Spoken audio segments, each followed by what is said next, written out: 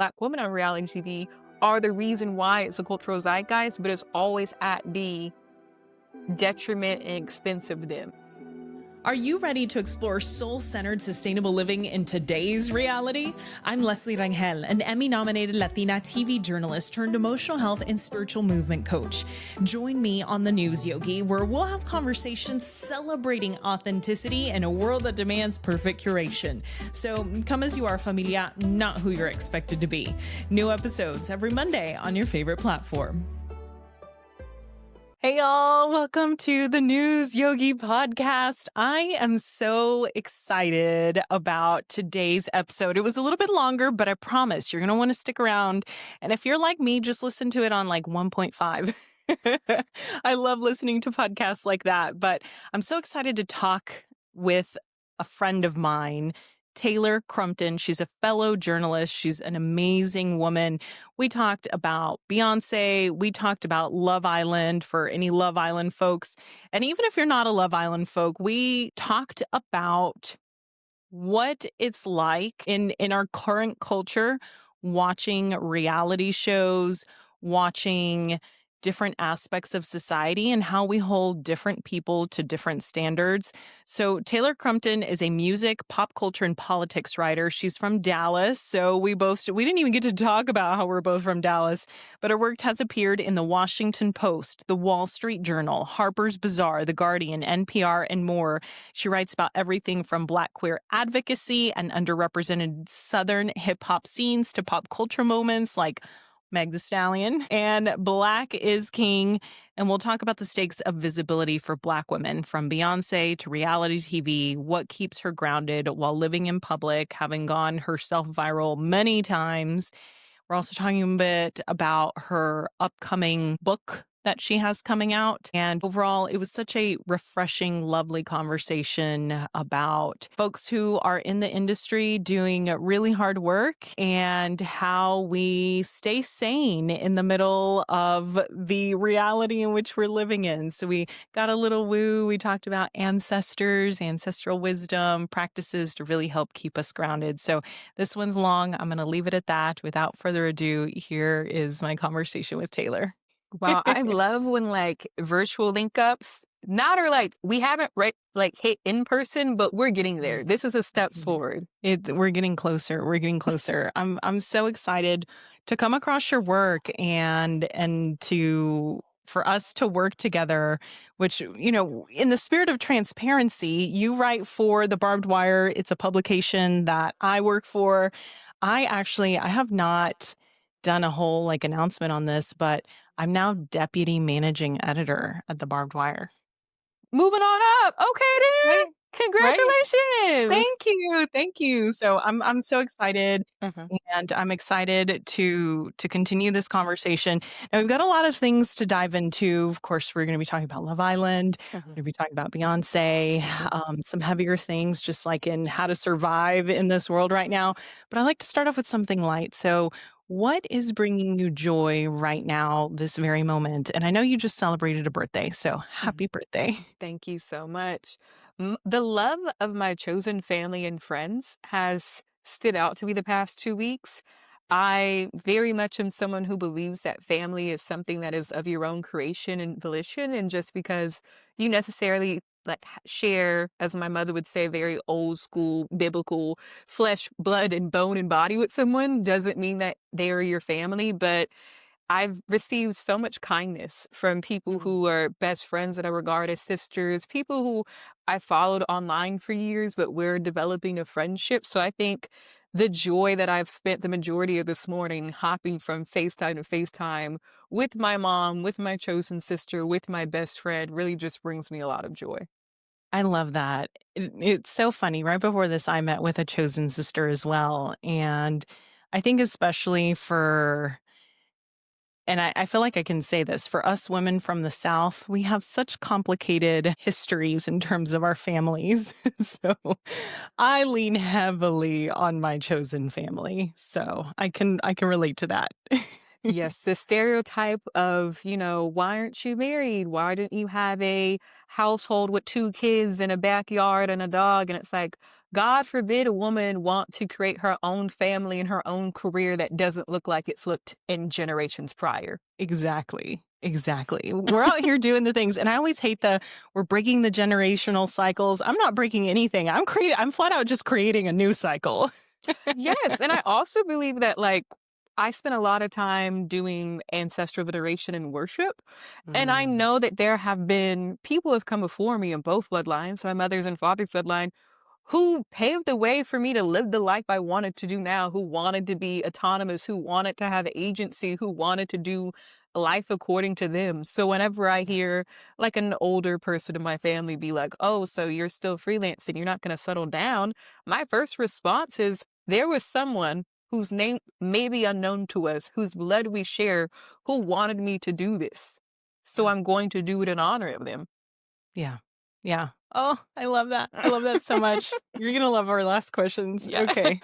Well, I want to dive right into one thing I you surprise me every time I connect with you, whether it's on threads or through email. And there were two things I did not know about you. Number one, that you're working on a Beyonce book, which of course, why not? I'm like, how did I miss this? Tell me a little bit about that book, and then we might get into this a little bit later, but I had no idea you were a trained social worker, that's what you went to school for. Yes, yes, yes. So I grew up in a single parent household. My mother is a Texas woman born and raised. And because my mother also suffers from a myriad of autoimmune disorders, I also was kind of like her road dog, her ride or die. And I went with her to a majority of her appointments, medical appointments, appointments to the social services, X, Y, and Z. And what sticks with me is my mother has lupus, but her symptoms are very much internal, they're not external. Mm, And one day I was sitting with her case manager, and the lady said, "Oh, I'm going to take a picture of you because you're so beautiful, and there's no way that you can have this disease."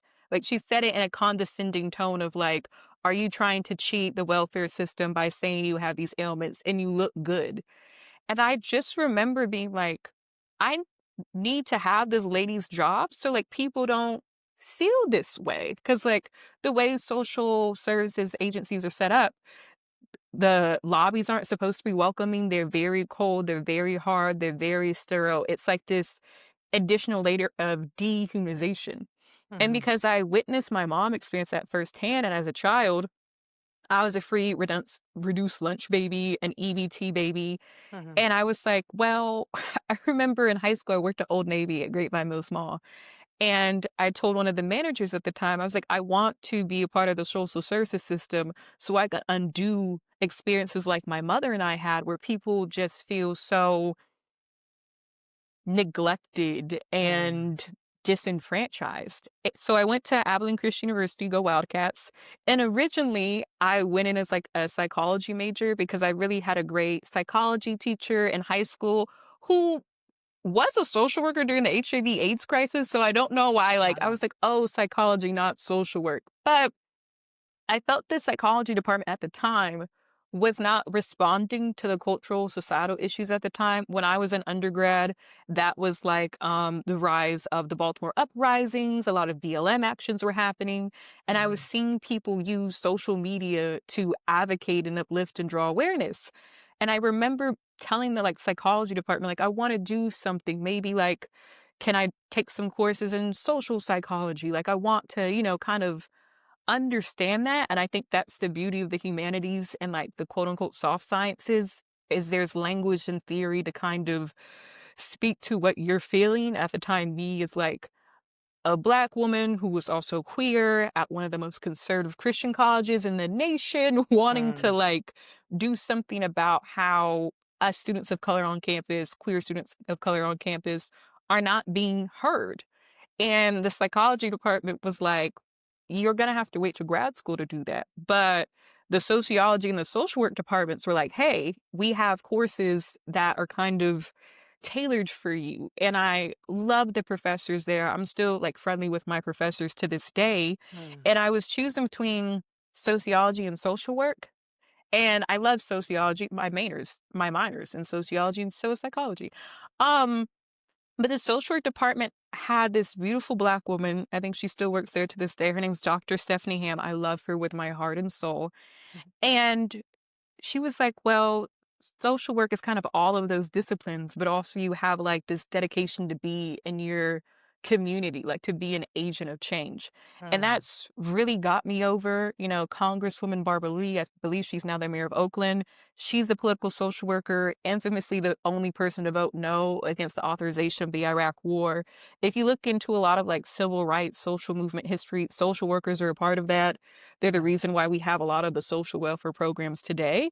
So that really is what drove me. But the funniest thing is at the same time, my senior year of undergrad is when I started my now journalism career. I was contributing to Teen Vogue in the news and politics section. So it's Mm, funny when I talk at universities, I'm like, my whole entire 20s was social work and journalism in alignment with one another, like very much parallel until they started to intersect.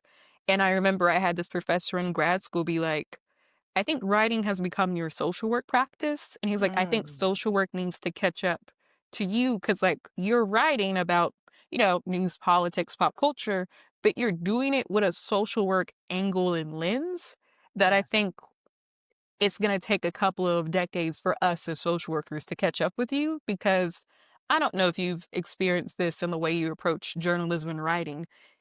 When it's quote unquote non-traditional, when it's like you're kind of blending in these different threads, Yeah. people are kind of hesitant to be like, "What are you doing? Like, why are you doing that?" Um My whole life story as a journalist. See, I was like kindred spirits. And I think I kind of trusted that like this is my bread and butter. Like this is how I approach writing. I always think about the history of something, what it means at this current moment in time, and a lot of my writing about Beyoncé Gazzano's Carter, from Beyoncé's Always Been Country, from Time Magazine to the articles I've done since then, podcast about what she means for Black womanhood, but also a sector of Southern Black womanhood and Texas Black womanhood. Mm, Because Texas womanhood, Texas identity is not brought up as much in like critical conversations around her. And for me, I thought that was the forefront of the Cowboy Carter Project.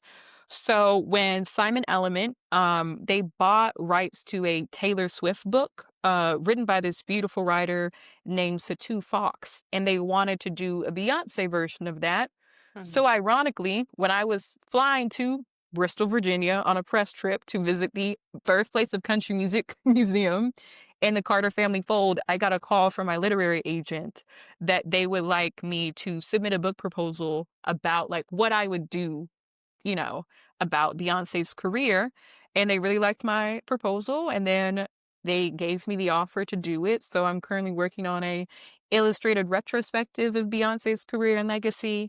I hire this beautiful Black woman illustrator. She lives in Fort Worth. She does illustrations for the Dallas Stars and Hotel Mm. Dries. So it's like this really big, beautiful love letter to Black women. Yeah. Wow, that's so special. You hit on so many things. What I really connect with you is that there's this hunger for the way in which we tell stories. I call it my Trojan horse. Like, yes, I do journalism, but there's little Trojan horse that is in that. What would you say is yours as you are writing? I mean, the way in which you see the world and the way you can put words to what is going on in our culture and our society. There's so much ancestral wisdom in there, and I feel it and I see it, and maybe that's where our connection is. Maybe our ancestors somewhere in past lives, Would love. were connected and knew each other. But I feel that with you in all of your work, and with your work with Beyonce, and the words that I've seen you write about her. I believe that writing is a spiritual practice. Fela Kuti always says, don't play about music. Music is spiritual. I believe writing is a spiritual process. And I think the best writers that I admire are ones who write with intentionality of these words and these sentences and paragraphs being birthed into existence with the knowledge that they are going to outlive us. Like these books, these articles will live on forever. And I think it's a privilege and a joy to be a writer, especially right now. And I love writers who have that type of same forethought and ideology and belief of like, this means something not only to me, but to my community. So why don't I put 110% and do that? And I think that's one of the reasons I love being a non-traditionally trained journalist. I didn't go to Columbia Journalism School. I didn't go to CUNY Journalism School. So my writing has always been through my like voice and my perspective and my analysis. So oftentimes when I run into, I'm a freelancer, so I have different editors, and they're Mm. like, I don't understand this. And I'm like, I don't think it's for you to understand, but let me walk you through it, but also tell you why I'm not going to tailor or editor change this because these words matter. Yeah. Yeah, absolutely. I love that. My journey has been kind of opposite, has constantly been like I was taught one way in journalism school, but I never fit into that box. And so it had always been trying to like literally I picture myself like smashing a hammer trying to Yes. break out of that. And I Mhm. feel like now after more than a decade, finally I feel like I'm really stepping into that voice. And even sometimes I do feel that fear like, wait, can I say this? And so it's just it's beautiful to see other women of color just starting there already. Like this is where I have been. Mhm. With your book, can you tell us a little bit about what do you want people to take away when they look at it, when they consume it, when they hold it in their hands? I just went to Cowboy Carter and I have to say that's the first Beyoncé concert I've ever been to, which is wild because I've loved Oh. her music for a really long time. Um, There's a reason why I don't go to concerts growing up, and we just never really had the money, so it wasn't something that I was a learned practice, like, "Oh, I can go to concerts." mhm. So it was really soothing for me as an adult tapping into that inner child and getting to go to this concert, but what I'm getting at is it was so spiritual and beautiful being there. And I'm not a black woman. I'm Latina. I'm brown. But there was something that was so freeing. Tell us a little bit more about the book and what you want people to take away from it. And is it diving into some of those things like feeling freedom and feeling Mhm. seen and being able to stand in your power? I think that Cowboy Carter chapter really is kind of indicative of like what I want people to get from this book, where I connect Beyonce to Galveston, Texas, where her mother is from, to the history of labor union and organizing by Black longshoremen in Galveston, Texas, and also the place of Galveston in the transatlantic slave trade and how it is a place where, yes, Juneteenth was birth and origin, but there's also like a long like lineage and history of Black activism and organizing to come out of Galveston. And I connect that through Beyonce and Mama Tina and Texas and water. Water is a big theme that Beyonce uses. Water of the womb, water of the South, water of the diaspora, how water connects African Americans to Afro Caribbeans, to people of the African diaspora. I'm wanting people who take, appreciation for the way she's able to create these multifaceted, multi-layered projects, especially towards this moment in her career where she has so many visual albums and film projects to kind of give them almost like a spark notes, if Yeah. you will, about all of the different threads of history and society and culture that she's incorporating. In the Lemonade chapter, I talk about the role of Black spiritual practitioners in the Caribbean against the forces of colonization. I talk Mm. about how colonizers in the African continent demonized African traditional religions and diaspora traditional religions, and why Beyonce venerating Oshun in Lemonade is so powerful because that is saying that the Black woman is powerful, the Black woman is divine. And even going into the origin story of Oshun for people who are not familiar with it, when the earth was created according to one of the many Yoruba cosmologies and myths, Oshun was the youngest and only female Orumile to come down to earth, and all the other male Orumile disregarded her, neglected her, did not appreciate her. In the book, I call it like the first notable act of misogynoir. So she left them and went back to heaven, and all of life on earth died. Mm. Oshun, they had to come back up and apologize to her. She came back down, and her sweet fruitful waters brought agriculture, brought produce, brought livestock, brought motherhood. She like governs that. And I talk about how that was so healing for Beyonce, how she uses water as like this medium of ancestral healing and restoration, reconciliation. And I want people who read the book to understand that she's been playing at these themes and these cultural things for a long time. And to also think about what it means for a visible Black woman like her to have so many things sacrificed and taken from her. In the Renaissance chapter, I talk about the theft of girlhood and how she Mm. was hypersexualized, how she was made to be an adult before she was 20. And that's why she's so protective of Blue, especially on the Renaissance World Tour, and how that impacts her mothering. So Yeah. I think in a way, I try to give humanity, agency, and autonomy back to her because she's so widely discussed and criticized and analyzed. She's been in our lives for decades. Yeah. But I think sometimes visible Black women, because they're so talked about, people forget to sit down and think about, okay, how would I operate in this world if I've been under surveillance since 14? If I've always been on this stage? I was denied college. So I talk about the Black educator tradition and why Beychella was so moving and culture shaking and shattering. So Yeah. all that to say, I really hope that when the book comes out, people will be able to read it and find their favorite chapter and highlight it and light that baby up and then Yep. kind of look at her projects through that perspective. Yeah. Oh my gosh, I'm so excited. I read Matriarch and it was so beautiful learning more about the history, and my thought was just like, "Oh my gosh, this is the same stuff that we're seeing right now in our culture." Like Mhm. it's like the same fight, if you will, just put a different like timestamp on it, and it left me wanting more of that perspective from not just being a mom to Beyoncé, but also what was it like for Beyoncé? So this feels like it's really going to tap into that. I I'm curious on the visibility part and what you said, all of the things that have been taken away from her and maybe why she operates in the way that she operates.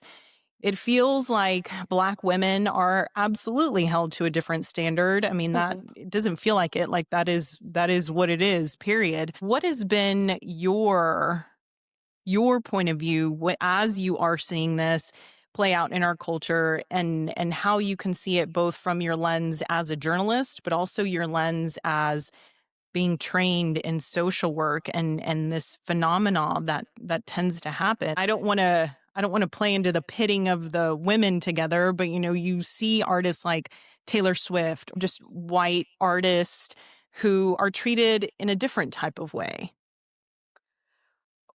It's so funny that the example book that was given to me for the Beyoncé book project was this Taylor Swift chapbook because I'm someone who came of age when Taylor Swift first came on the scene. I remember girls in middle school going up for Tim McGraw, Teardrops on My Guitar, her transition into pop. I remember that shook the Yep. world.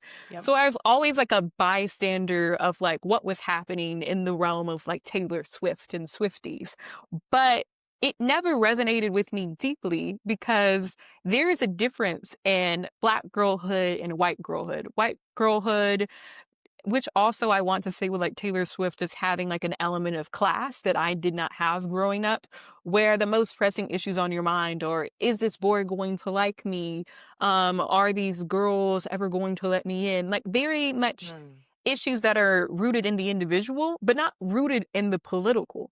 Where if you were a girl of color growing up, everything you do is politicized. Whether you're a Black Mhm. girl, you're indigenous, a brown woman, Asian, every thing that comes out of your mouth, your hair, your eyes, your body, your beauty is policed and interrogated. And I think that's main distinction between like a Beyoncé and a Taylor Swift. Black women historically have always had to address what was going on in society because that was inherently negatively impacting them in the way they were being paid and access to resources and fair contracts and royalties, X, Y, and Z. So a Beyonce has always had to, even if it wasn't present in her discography, like a lot of people will say, oh, she only became political during Self-Titled and Lemonade and Renaissance and Cowboy Carter. My book argues that she's always inherently been political in the way in which Diana Ross was political and a lot and Aretha Franklin was political. Maybe not as overt as, them being with the civil rights movement, but Beyonce has always had to do this delicate dance and pattern of how she is going to be perceived, seen, and Mhm. also, she is so savvy of understanding the societal and cultural norms at the time of when to overtly align oneself and then when to subtly do it. Right. Where white artists, a Britney Spears, a Jessica Simpson, because those were her peers growing up, I think people forget that, um, were able to be reckless. We're able to have the full agency of humanity and personhood, of shaving their hair off, of saying that Tuna was chicken of the sea, of being perceived as dumb and ditzy. A white blonde girl can be dumb and ditzy. Beyonce could never appear to be dumb or uneducated because then Yeah. they would say that she was down south and country. So those are two main distinctions that I think people forget when we're talking about Beyoncé now because of how much we've grown as a society around the perception of women.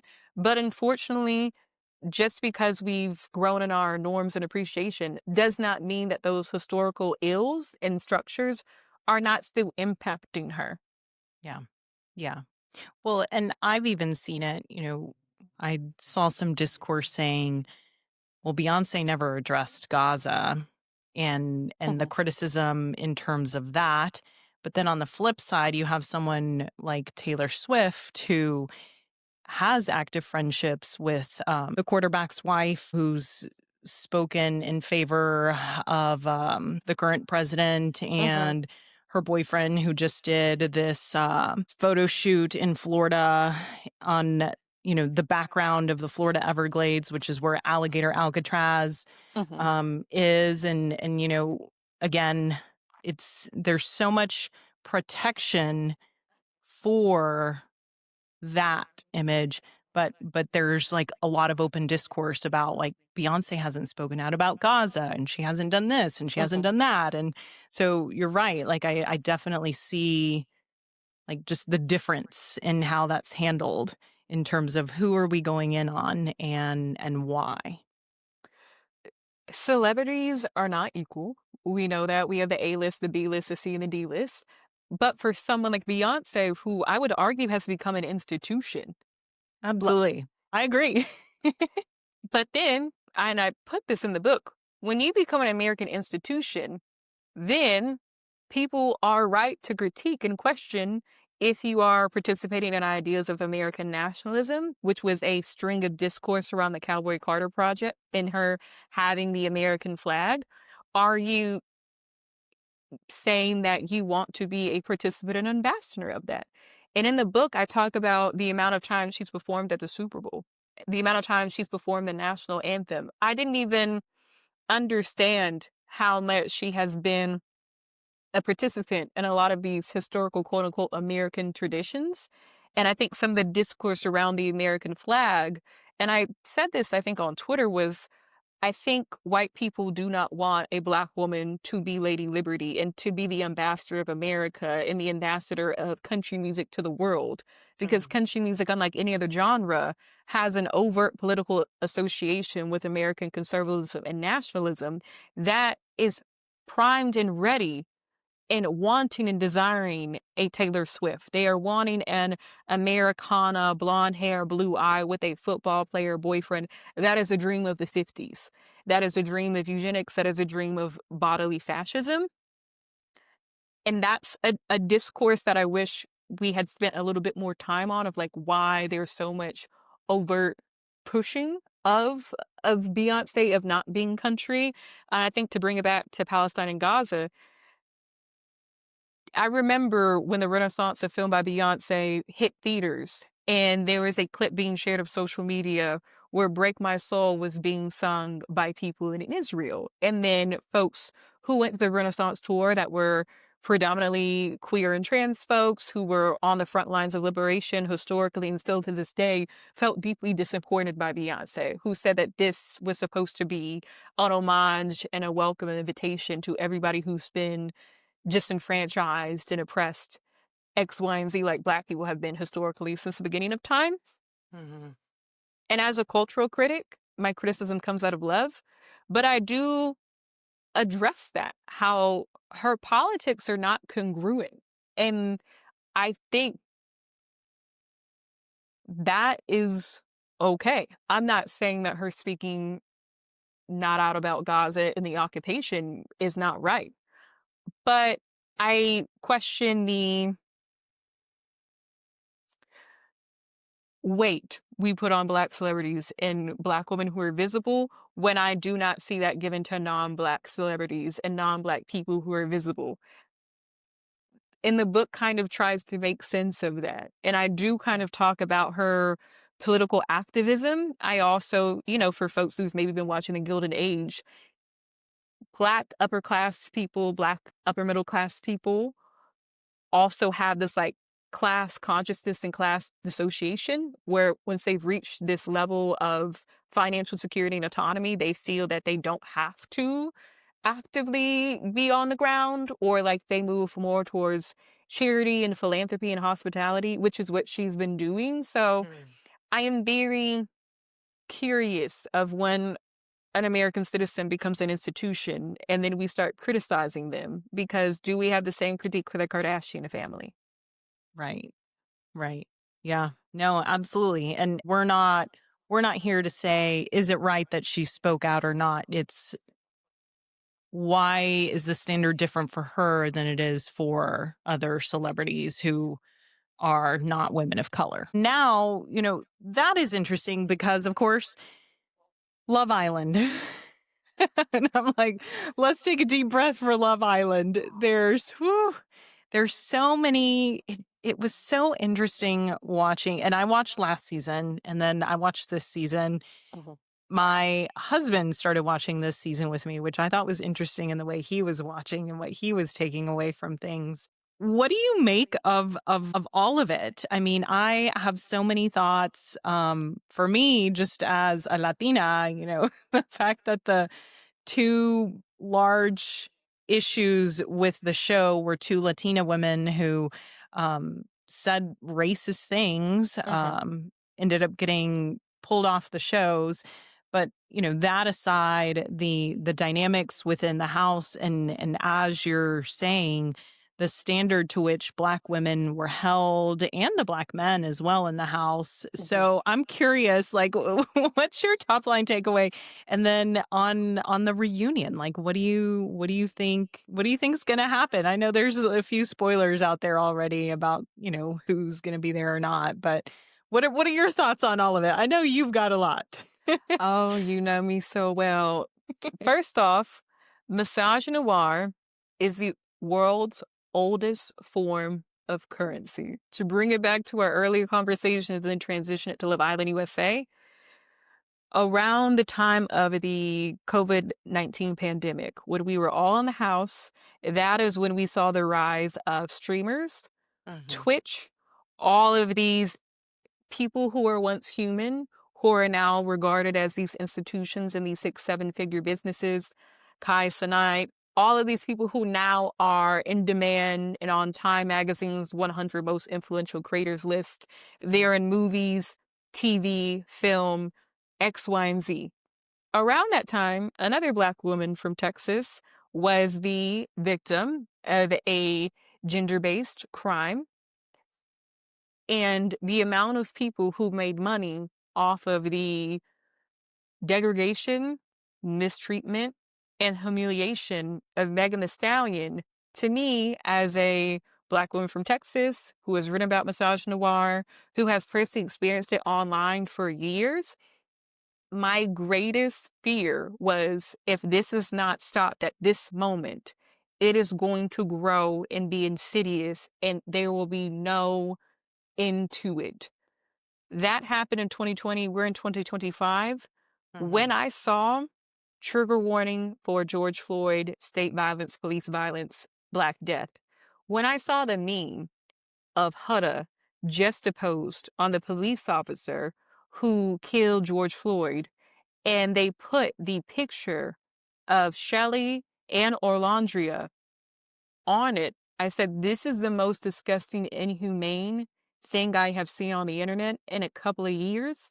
Mhm. And the fact that all of the messaging from Peacock around cyber harassment, cyberbullying of islanders and their family, that there was not a firm racial, intersectional analysis and approach in that messaging, in that marketing. Instead, it was this very much the keyword in Love Island USA is love.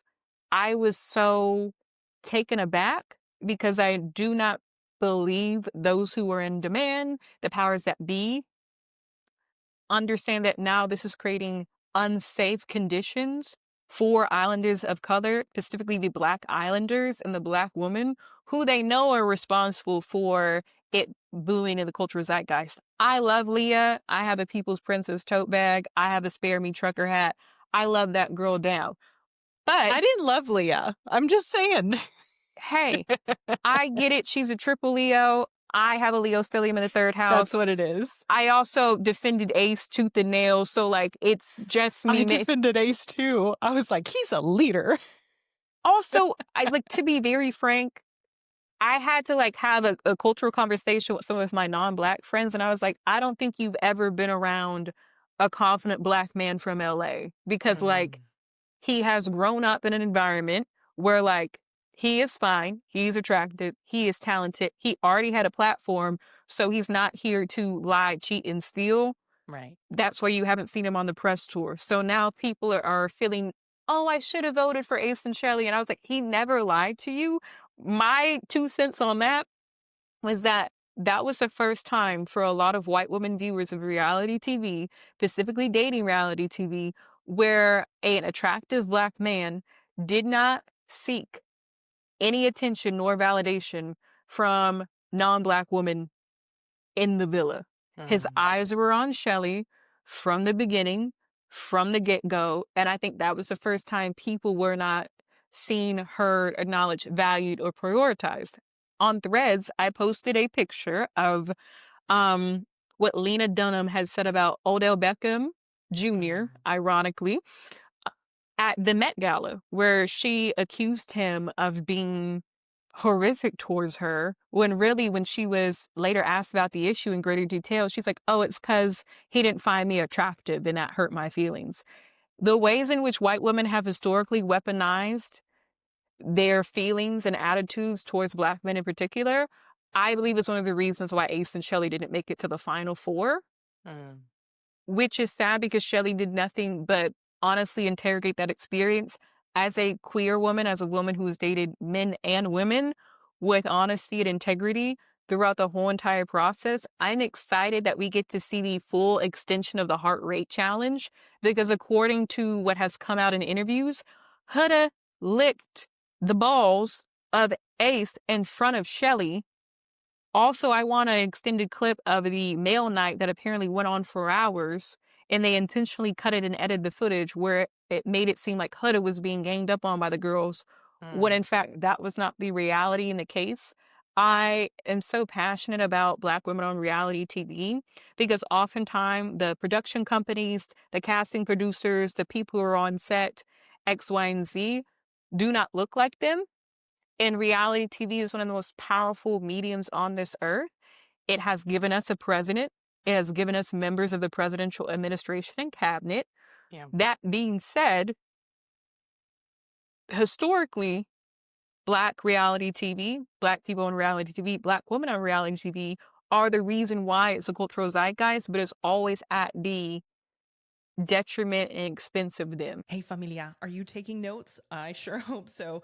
Okay, so a quick pause to ask a huge favor. Make sure you're subscribed to this podcast and YouTube channel. It ensures you don't miss any episodes and gets this content in front of more people. So please just take a second, hit that subscribe button. I really appreciate your support. All right, now let's jump back into the conversation.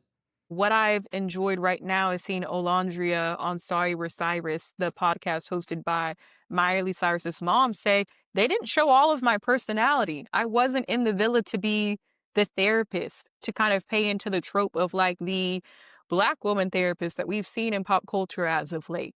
She's like, Hmm. I am funny. I have humor. Like, there are more aspects to my personality than what was shown to the world. And when we talk about the visible Black woman, sometimes visible Black women are afraid to show all of their personality because people might misinterpret it. Like her and Shelly and Alondra were accused of being mean girls. Not the case. They were just not given the full gambit and the full like personhood on the production team. So I'm excited for the reunion. I Yeah. think fame is a fickle girl, and now that the production have seen that those are the breakout stars, Nick Yeah. Laundrie is bigger than the program. I believe that we will get a different reunion that like favors the breakout stars. Even though Hmm. you're not Lee's biggest fan, at the reunion last year, and the reason why she's doing Beyond the Villa, the spinoff, is because she asked for different producers. And Janae and Mm. Serena have said in interviews, we thought it was Rob Island because everybody on the production team was catering to Rob, who's this white man from like Yeah. Alabama. Like, we felt that they were wanting him to win and they were doing everything to keep him in the villa.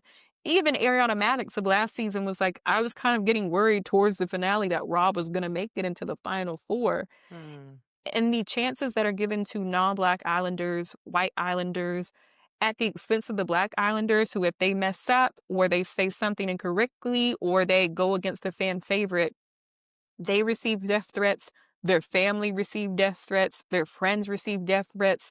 Somehow pictures of them from middle school and high school are like now available on the internet. And I just Wow. worry about what kind of standard that sets for people who are visible, especially in our profession, where now journalists are supposed to be visible. They're supposed to have Have a brands. They're brand. supposed to have a personality. And my catch 22 on that is like, yes, I do believe that journalists need to have their own autonomy, agency, and voice. But I don't believe they should be content creators and celebrities because then people get into parasocialism and relationships and they feel that you owe them something. And if you do not fulfill that, then they believe that they have the rights, the God given right to annihilate you and make sure that you never participate in this medium again because I do not agree with your piece. I don't not agree with your performance. And Mm. that scares me about season 8 of Love Island USA because of the amount of hate that Shelly and Alondria got. And even still to this day, Serena will get messages from fans and be like, you hate Cordell. You don't love Cordell. You're Oh, not in love with him. And she's like, I'm literally waiting on him to propose to me. And like, yeah. that's been over 12 months. Yeah. Yeah. It's so interesting. You know, we could talk about Love Island, like super specifics. I'm a Nicolandra fan. I Love. like once they happen, I was like, wait a minute. I love those two.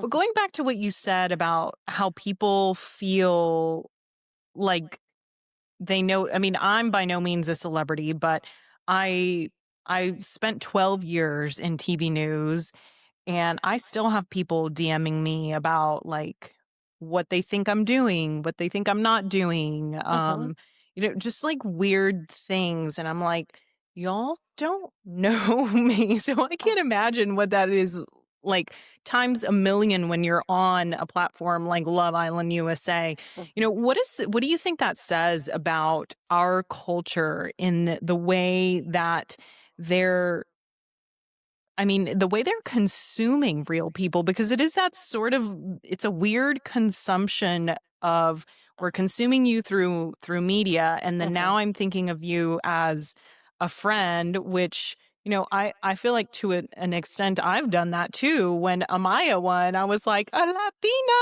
finally. Yes. My friends and I, we were so excited. We're like a Latino couple, finally. But what do you think that says about American culture and where we are right now in the way that we consume these people? I mean, to me, off the top, I'm like, clearly we're lonely if we think these people are our friends, and maybe we're looking for an escapism of what the realities are that we're living. I mean, I know Mhm. that's how I felt when I watched the finale, because I was like, finally, like, even if it's just like 30 minutes of something where a Guatemalan and a Dominican can like celebrate something good happening, like, woo, I'll take those 30 minutes. Yes, I believe that last year, Love Island USA, for us overall as a whole and a collective, brought us comfort in a heavy election year. Mm, Love Island USA last year, we were in such this like, yes, we can, indie sleeves, return back to like 2008 optimism of like, change is going to come. We have voted for the first Black couple and they are winners. And she's an AKA and she was doing work with her sorority to get people out to the campaigns. There is a levity to last year where it's like these people really were in love. They weren't content creators. Like we just genuinely bought into the experiment of Love Island USA. mm, And for a long time, the majority of the top four couples stayed together. So it's like maybe there is some type of promise to this show where this season everything is political. So we have mm, seen also in reality TV, a lot of Black reality TV, a lot of reality TVs that are predominantly people of color based have been canceled. They've been put in pause mm, in favor of, reality TV shows like The Pauls having one on HBO Max, Mickabee Dynasty on Bravo. So I know going into this season, people were kind of hesitant and worried about racial diversity and how that mhm, was going to look. But we, as a whole, are in a love drought. We are extremely lonely. We are in a sex recession. Gen Z is not going out as much. They're not drinking as much. They're not really having one night stands. mm. A lot of people, a lot of women in color right now are not like married. And I'm not saying that that's a negative indicator. Please don't take my words out of question. But we're seeing a lot of sexual racism on dating apps. We're seeing a lot of racial fetishization on dating apps. So all of those things that are influencing the viewer are being brought to Love Island USA. And I think that's the difference in reception between last year and this year. It's like we have been so beaten down by this administration and its policies. Women of color are kind of aligning themselves with the 4B movement of like decentering men and not feeling safe around men, especially. So that plays into the perception of why people are so in love with a Nicolandria, like why they're so in love with a woman of color, a Black woman being loved and adored and listened to and valued, in contrast to some of the other couples that were on this series where it's like, I really don't feel like you were here for love. I feel like you were here for a platform. And I think people forget reality TV has been shown to actually make viewers be better consumers of media where they're like more hyper aware of how the sausage is being made. So I Mhm. think that was good. And like that person's here for clout, that person was a Fashion Nova partnership, X, Y, and Z. But I think the brain got a little bit too hyperactive of being like, this is my friend and I'm trying to save you and I'm trying to protect you. Like, why won't you listen to me? And it's like, because they don't know you and you don't know them. And like, that is okay because like to actually know someone, that's the only way you can hold someone accountable is actually knowing them. We do not know these people. Yeah. We don't know them. I don't know Beyonce. I don't know Megan Thee Stallion. I am a fan of them. I critique them, but I'm not in community with them. And just Mhm. like you and I, we are friends, but we to the public are people where they see and they have grown with us, they've read us, they've studied us. So they're like, oh, we feel like we can tell you what to do. You do not know my middle name. Yeah. You do not know that. So you cannot come and then dictate to me what is acceptable for me to do as a journalist or what is acceptable to me to do in the realms of social and digital media. And I don't think that we are doing a good job to the journalists that are coming after us, the women of color who have to be in this digital media space of like what is expected of them, what is to come, and how they can protect themselves. I'm so worried about the protection of the islanders, and I'm Mm. grateful that people have got on Nick about like stop sharing your location in real time, stop sharing what you were doing. Ace has a security guard. Like I want the network to also give them security measures. Yeah. Someone broke into Serena's apartment a couple of months ago Oh my god. when they were filming a cast trip in Miami. That's like the scariest thing about a live stream daily reality TV show. The Mhm. brain is like seeing them all the time and thinking that they're friends, where people feel encouraged to break into someone's apartment. That's insane. Taylor, why some of this, like, some people may look at you and say, she writes about Beyonce, she writes about Love Island. Like, what's hard about that? That must be so fun. Mhm, And I'm sure it can be. But some of these topics, I feel that some of them may be written from things that you've experienced. mhm. Tell me a little bit about how you navigate being a Black queer woman in this world right now and writing about things like this. And how are you able, can you separate it, Mhm. or are you writing based off of your own experiences? I think every good writer puts a little bit of them in the story. I think a little part of you has to be the guiding light and the compass. I think the fault of the writer is when they make the piece all about themselves. I hate when a cover story is like really the journalist and then the subject is like secondary. And that is no tea, no shade to anyone, baby. Please do not come for me. I do not want to be in any type of journalist civil wars or mess. I'm just saying, I think there's a way to deploy and put yourself into the piece that still honors the piece's integrity and the person you're interviewing.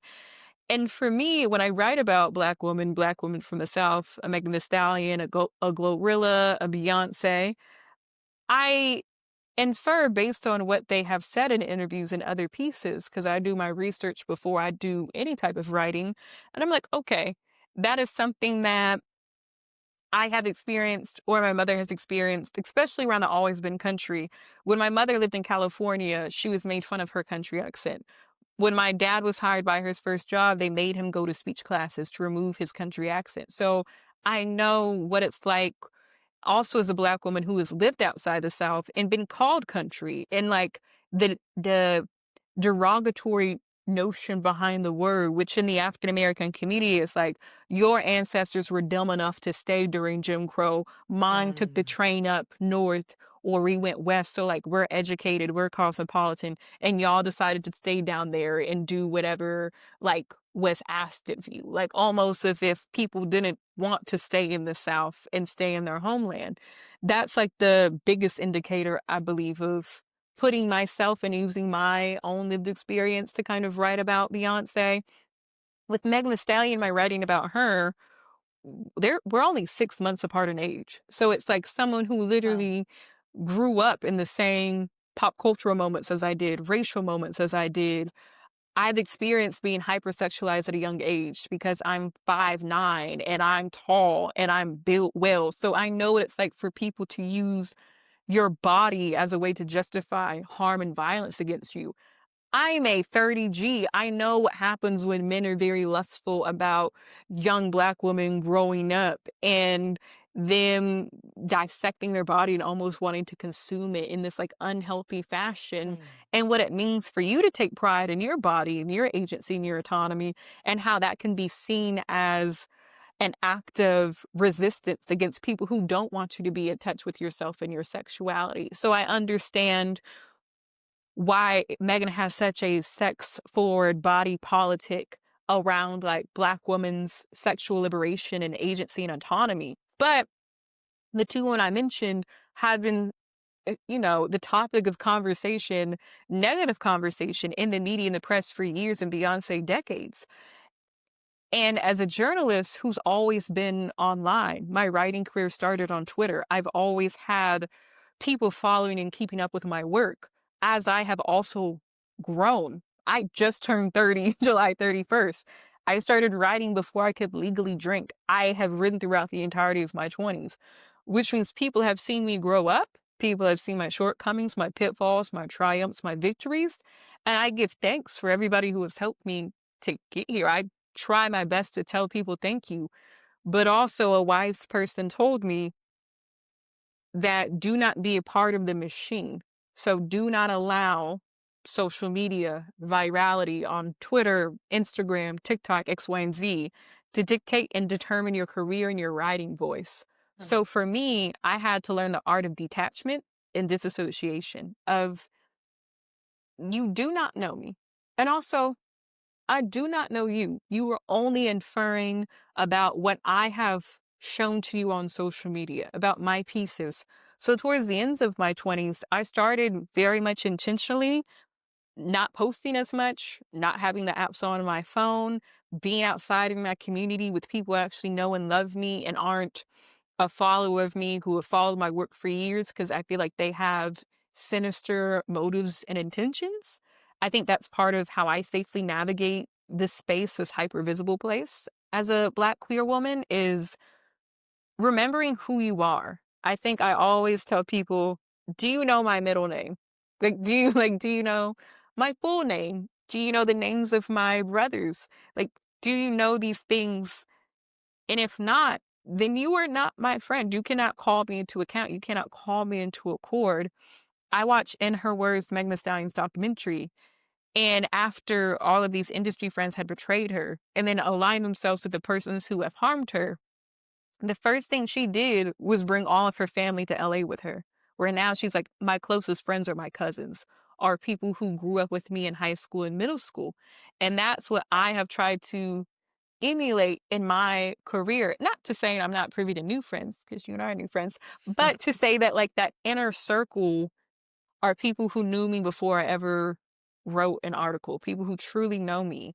And I think that would be like my, if I could talk to Alondria and Shelley, it's like, yes, a lot of people are going to want to be here right now, but the same people who are there at your ascension are the first people to be there at your descent.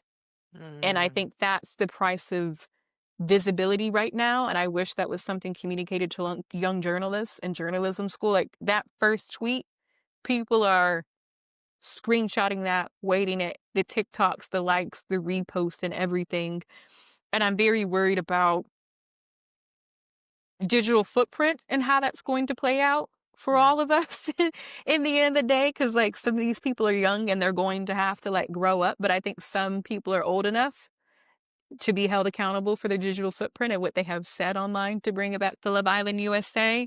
Right. Um, but I think there are conversations need to be had because all of us are now saying visibility pays the bill.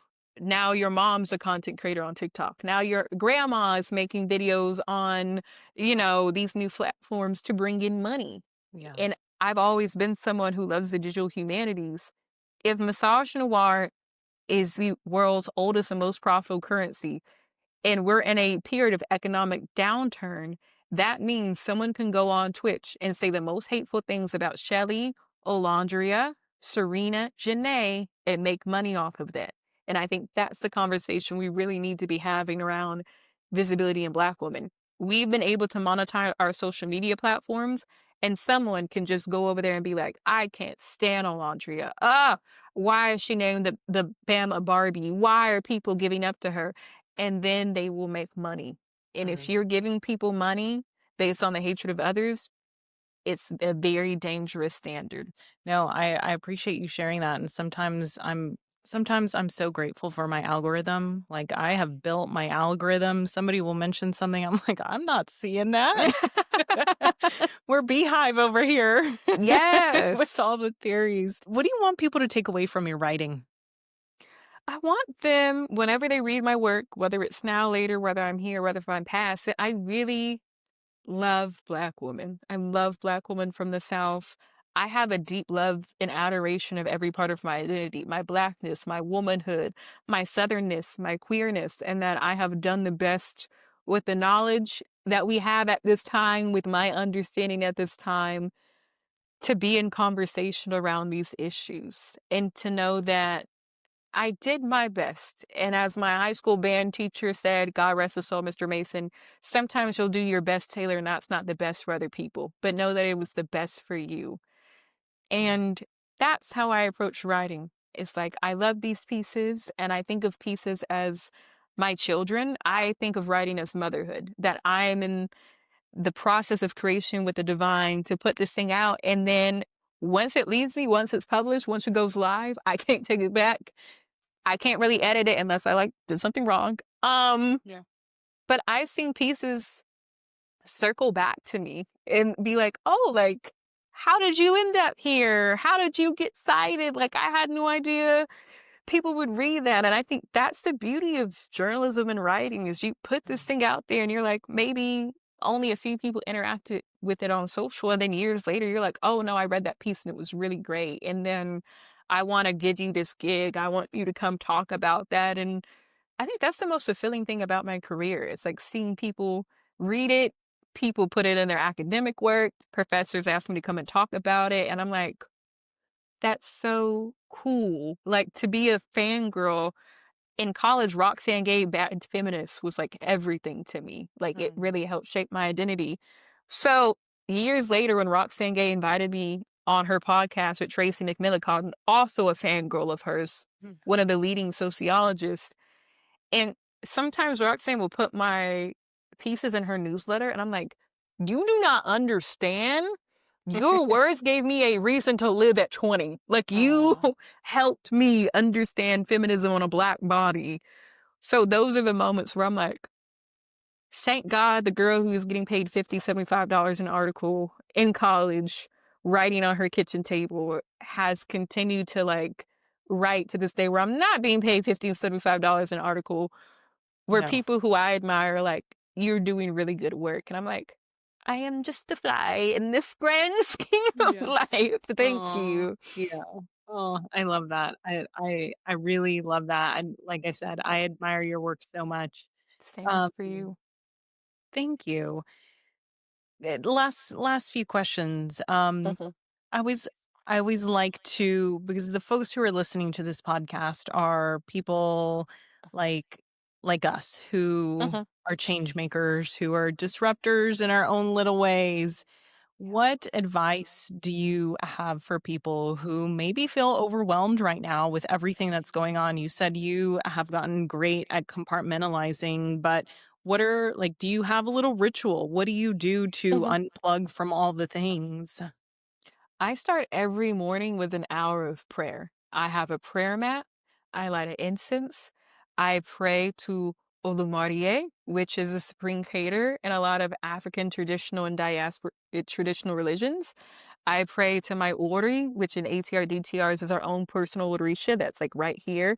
It's funny that a lot of indigenous cultures have some type of eye that is like right in between the eyebrows and like to the head, Yeah. because that is like something that's very African in nature. I pray to my ancestors, my guides, my guardian angels, my saints. I give thanks every morning for the breath of life in my lungs, for the rhythm in my heart, for the strength I didn't know I still had. And I think gratitude and thankfulness in setting your intentions and your goals and your dreams and your aspirations for the day really sets the tone about how you want the universe to interact with you. And I'm someone, I pray over my pieces. If I have writer's block, I will sit down and I will light an incense and I will free write. I will speak aloud. I made sure I live in a part of Chicago where I'm in walking distance to park. And I'm known as a lady you will find in the park. And I am outside. I'm talking to the creek. I'm talking to the trees. Like I am always in communication with the divine and also taking moments to be still and listen. I think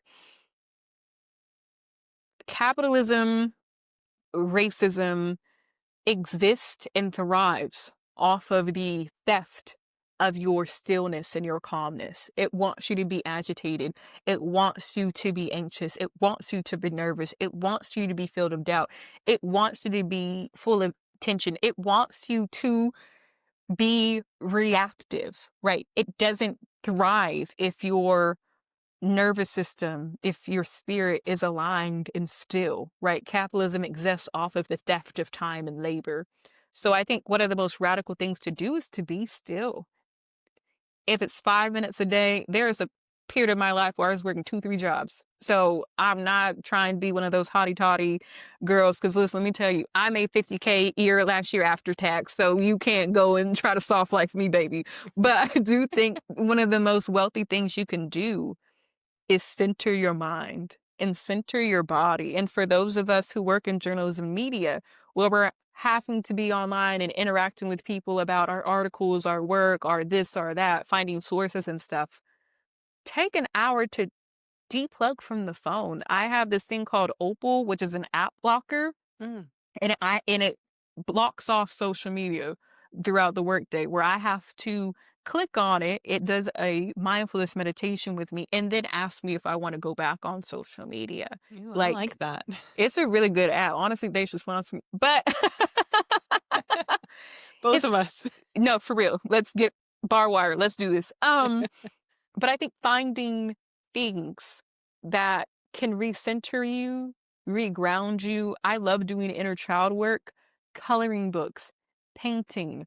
If you were someone who grew up financially disadvantaged like me, what is something that your little kid wanted to do? What is something that like the rich white girls in your neighborhood were able to do that you weren't able to do? Go to Do that. concerts? Go to a concert. Like do those things that bring you joy. I think as creators professionals, which writers are, our creativity comes from that inner child feeling heard and acknowledged. So, like, doing those things, sometimes I will put on a DJ mix on YouTube and I will dance and throw some ass by myself in my living room and turn it Mhm. into a club. Move the body, be in tune with your body. And I think that is the best advice I have for us that it's free and low cost and accessible. Do that. I come from a praying family. My mom prays over me every day. My granny prays. I Mm. pray over my friends. I'm not saying that you got to be a Christian, y'all, because I am no longer a Christian. But I think finding some type of spiritual practice that's really beneficial and blessing to you and your agency and autonomy has been the only reason I've been able to navigate hypervisibility and going viral every other year of my 20s and still not being big-headed and egotistical is knowing that I am just one person in this beautiful quilt of life and I'm just here to give back. And then I will come back yet again with another lesson. Yeah. Oh, I love that. I love that so much. And I always like to end with a few questions. I feel like you already answered some of We them. can keep it going. It's okay. How are you living soul centered or sustainable right now? I'm someone who really loves love, which is why I love Love Island USA. For the astrology people, my Venus is in Leo in the third house, which rules communication and writing and everything. Mm. So I was born to do this. Um, but I feel that my soul feels its best and at ease when I'm in community with others. So I love calling my girlfriends and like making an agenda and us going to happy hour and we like made intentional time to catch up and like check in each other's lives. I do that weekly with my girlfriends who now my best friends, like most people in the world, don't live in the same time zone as me. And we have a Mhm. group chat where every Wednesday we send a 2-minute video in the group chat about what's going on. So we're still connected, we're still in touch with one another. I think right now, what we need is community and love that feeds our soul. The reason why old people live so long, they had bowling leagues, they had civic leagues, they had social organizations. Yes, I love social media, but it's made us be so highly fragmented and afraid of one another. And I'm so much about like being in community with people, doing things with people. In Chicago, I live 9 minutes away from my childhood best friend. We Mm. always make time to like just walk by each other's houses and say hi. Like that is so sustaining and filling and enriching to me. Yeah. That's so beautiful. What is one practice that connects you to your ancestors or inner child, which you basically answered Mhm. earlier? Yeah, I am a devotee of the Ifa Orisha tradition, in particular Isheshe, which is known as the traditionalism form of the practice. But I'm also a hoodoo. I am a Texas hoodoo, okay? And both of those religions that I practice have a pillar of ancestor veneration and worship. I am in constant communication with my ancestors. I'm giving offering to my ancestors. I'm playing their favorite music. I'm doing the things that they wish that they could have done at this time. I have this one prayer that comes from one of my friends. His name is Coil Bloom Conjure on Instagram, and he Okay. does a lot of root work, a lot of conjure work, but he also has a lot of prayers to the ancestors. And there's this one I say every day that I'm trying to find out. It says, gratitude and thanks to my ancestors and guides that had to live hard lives and those that suffered through the worst of the worst for uplifting me and mine to the point where certain realities do not have to be experienced and certain traumas need not be relived in our lifetime. May we never be forced to live through what they had to live through, and may we swiftly be delivered and healed from the traumas we have endured. May we live longer, better, healthier, more wholesome lives with the support, guidance, and protection of these ancestors and guides. See to it that we know and understand these ancestors and guides. May they be healed and elevated through us living better, fuller lives. So it is. As much Um, as we ask of them and do for them to help us, I believe us living a sustainable life, an enriching life, a healthier life allows them to also grow and progress and evolve. mm, We live in the realm of earth, they live in the realm of the ancestors, but not all of our ancestors who passed over were liberated. Like, and I think us living these lives of sustainability helps them on the other side aspire towards sustainability and liberation and revolution. And I think that's the best thing we can do for them and the best thing we can do for ourselves. I joke that as an ancestor, I'm going to be a hoot and a half. I also joke that I want to be the patron saint of chaotic bisexuals, that if any young bisexual needs me when I'm dead, light an incense and put some tequila at the altar and I'm going to come, baby, and I'm going to show out. there you go. If in 100 years someone's listening to this podcast right here, right Um, now. babe, all they gotta do, get some blonde hair, doesn't have to be around, some tequila, a little Leo thing, and some Texas. Do it, babe. I'll There you show go. up. I love I love it. Yeah, I have this oop, I hit the mic. I have this card that my friend sent me and it's the ancestors are moving mountains to see you rise.